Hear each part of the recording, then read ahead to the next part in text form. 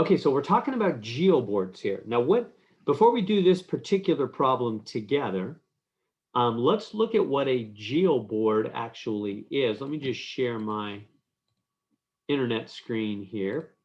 There we go. I just did a search there. There's a Geo Board. So you're seeing an actual Geo Board. So when we're face to face, you'll be able to, if we were face to face right now, you would be able to, I'd be able to pull out an actual Geo Board. That's what I like to do in class, is pull out. I have a whole set, a class set. And so when you teach younger folks math, you too can use physical Geo Boards. So here's what it is. You can see it's just a pegboard. It's just a board. Well, this is a plastic version. In the olden days, they used to have a wood board with nails. And then you just put rubber bands on the nails or on the plastic pegs to make various shapes, to make rectangles and triangles, or, you know, you can see other weird shapes. You know, you can make quadrilaterals and all kinds of things on the Geo Boards. So these are really nice tools that are used all the time in the elementary school curriculum to help younger folks physically, you know, touch them. You know how many education studies show that tactile learning is important, being able to touch the things and manipulate them that you're learning about. So that's why Geo Boards are so great. Younger folks can touch them, move the rubber bands, see the actual squares of area. So super helpful in the curriculum for elementary school. So let's master those in this section so that you are highly qualified experts to guide younger folks in Geo Boards areas and perimeters. Okay, so how do we do it? So here we have our first question. Let me roll down here. We got a little more room. Okay, so here we have our first question.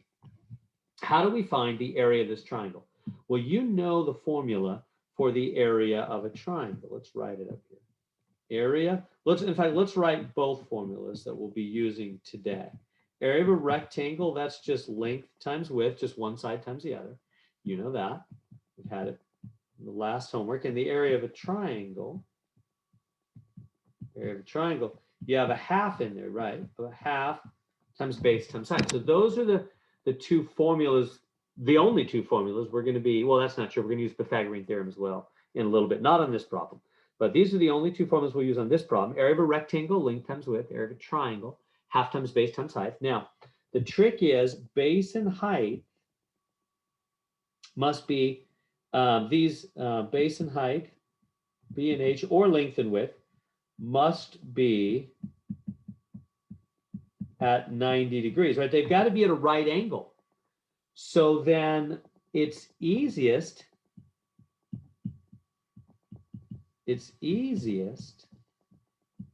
to use sides on a Geo Board that go sideways or vertically or straight up and down. Let me just, vertically, straight up and down. I'll say instead of diagonal sides. So let me camp on this for just a second so this really makes sense for you.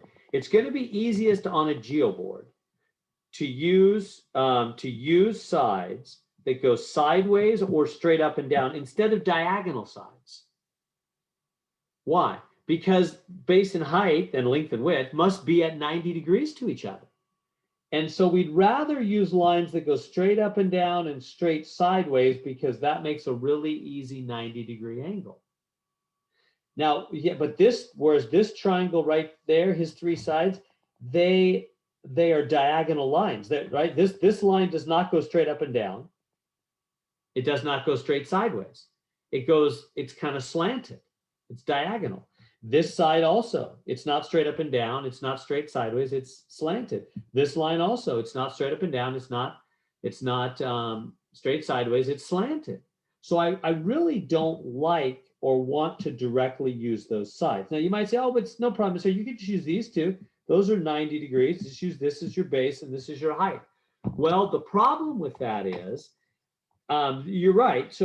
so far that is true. Those are at 90, those are clearly at 90 degrees to each other. They could be seen and used as base and height, but I don't know how long this piece is here, this base, and I don't know how long this height. Now you might say, well, no, it's easy, it's just 1, 2. No, those are diagonal jumps, and diagonal jumps are longer than sideways or vertical jumps. You can see it, right? Like this line here is certainly longer than going straight sideways too. Or just look at one square, right? Let me just look down here. Let me help you see this. From here to here, from here to here, try that again. From here to here, compared to here to here. You can see this is clearly longer and this is shorter, right? Diagonal jumps are not the same as sideways or vertical jump. This also, come back here. This is also shorter. So this is one jump, this is one jump, this is longer than one, isn't it? This diagonal jump from there to there is longer than one. So can you see that diagonal jumps are longer than sideways or vertical jumps?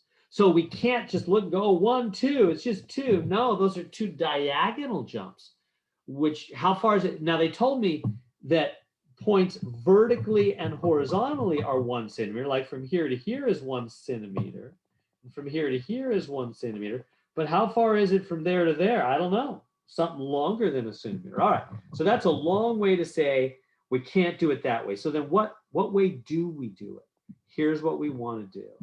You want to come in here and draw a rectangle around your triangle. This is going to make it easier.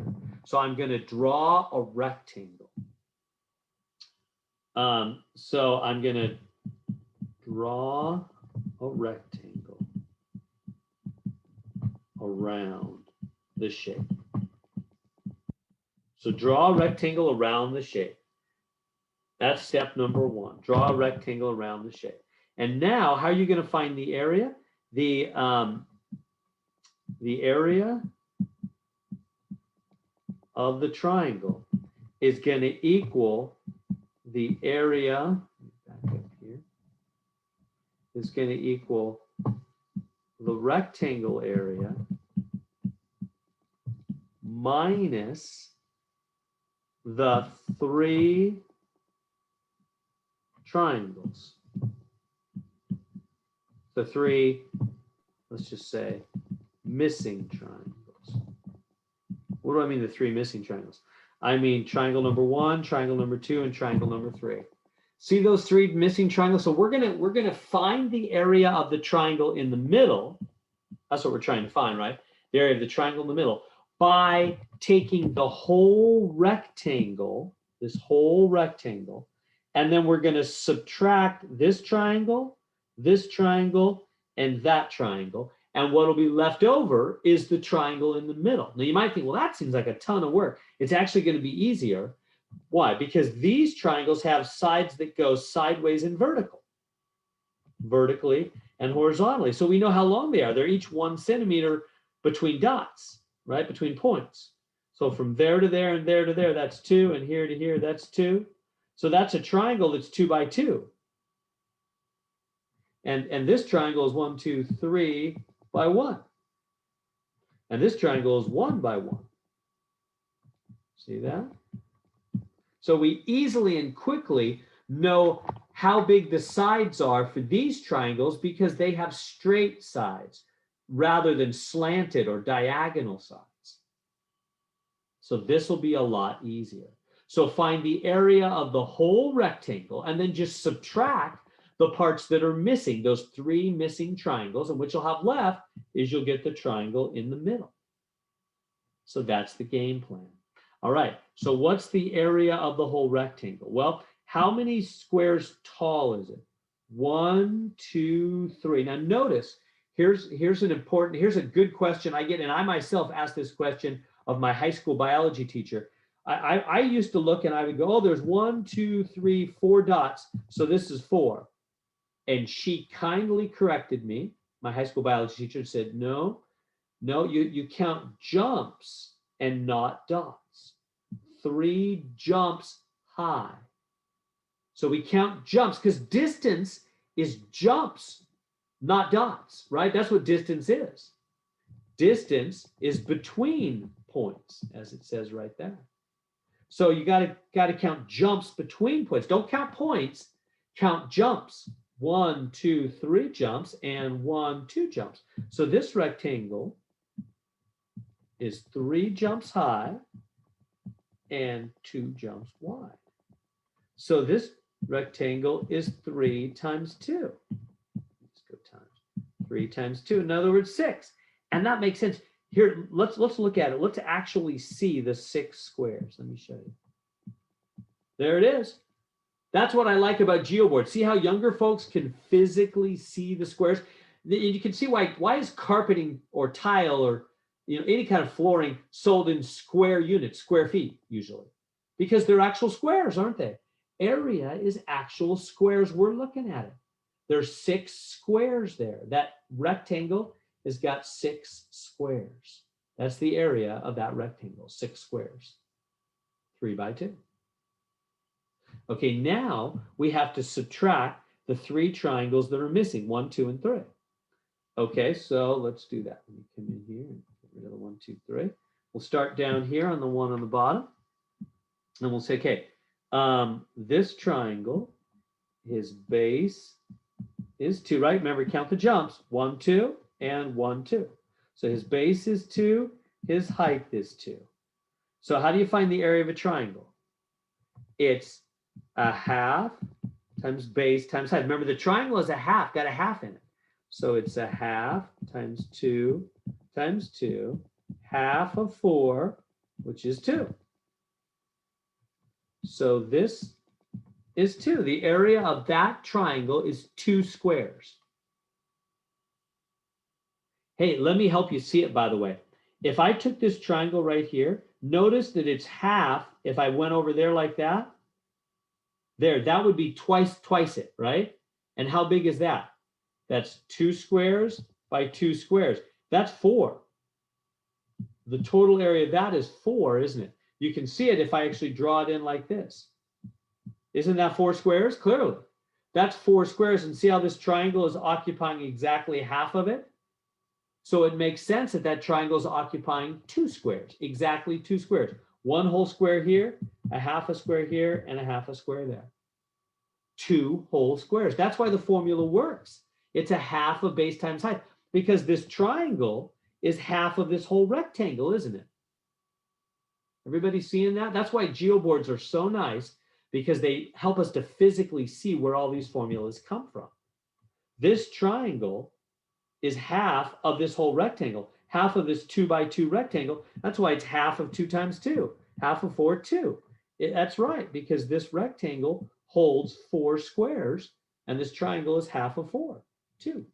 All right, so now let's find this triangle over here on the left. This one, the base is 1, the height is 3, right? Because this is 1, 2, 3 jumps, and this is 1 jump. So it's half of 3 times 1. So it's going to be half. Yeah, squeeze that in with a little more room, hopefully. It's going to be half of base times half of 3 times 1. Half of 3, half of $3, it's $1.50. So this one's going to be 1.5. That's his area. And you can see it, if you want to see it again, it's because that triangle, notice, is half of those 3 squares. He's right there. See how he's half of 3 squares? Half of $3, he's $1.50. And finally, this little triangle right here. What's his story? Oops, too thick there. Base is 1, height is 1. So he is, a little more room there.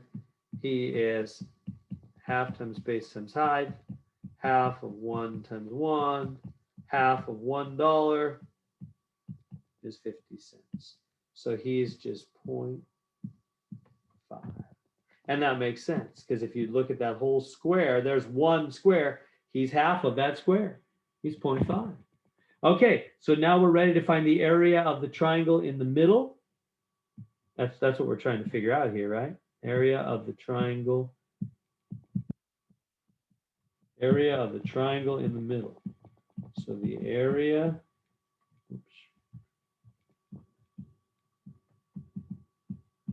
area of the middle triangle equals the rectangle, which is 6, and then subtract 2, subtract 1.5, subtract 0.5. So we subtract the 3 that are missing.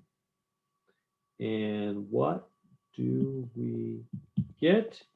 I don't know, 6 minus, if you add all those up, that's a 4. 6 minus 4. So the answer is 2. There it is. So that triangle in the middle must occupy exactly 2 squares right here in the middle. That must be 2 squares. Yeah, that makes it add up to 6, doesn't it? That makes sense. 2 and 2 is 4, and $1.50 and 50 cents is 2 more dollars. That's 6. That makes a total 6. We know there's 6 squares in here. See those 6 squares? So the triangle in the middle must be occupying exactly 2 squares, because the other parts that are missing are 2, $1.50 and 50, $4 missing, 2 in the middle to make 6 squares total. So the area in the middle must be 2. There we go. Questions I can answer on that?